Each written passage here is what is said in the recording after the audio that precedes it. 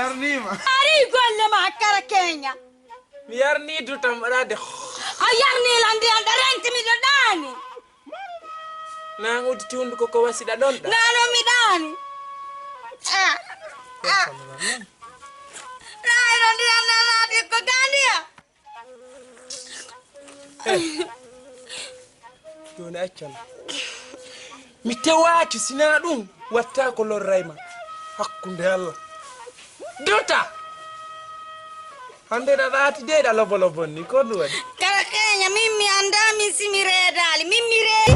Mi wali do langandi mi redi.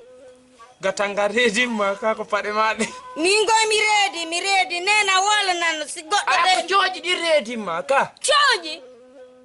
Andi Kara Kenya anko ni wayruda nena nyini wo mo wali ke leer be leer kadi wonde mi defatado ka min do mi nyamay mi welama kono mi halnay ma ka hala ma taw mode pasi ma redi sinara ko toti ma nyaari redan da na min dey an hida jomba hay timma taw balde tati wola dum ningoy mimi andi mi redi awaya kamo redi ra do mi jombere be wola nanno foppu si goddo redi o data kadi o wawata gollugol kadi leer be mo dani anami woni baba redu ma ndu ha min kom jomma do hay timma taw balde nay reda an kadi jakala goddo sibe jommi ndiri taw hibe du'a si on tigi reda hondun duwa don konko duwa don fo kere dumantinaki dey ini billahi la ilaha illallah dumantinaki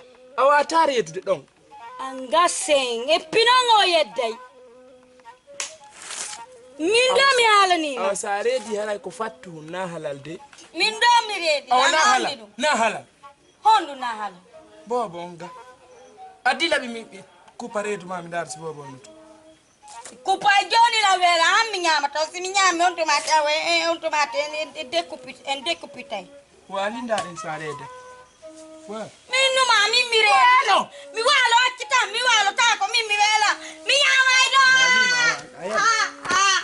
wali are dai jon heka are dai are dai ay wallahi are dai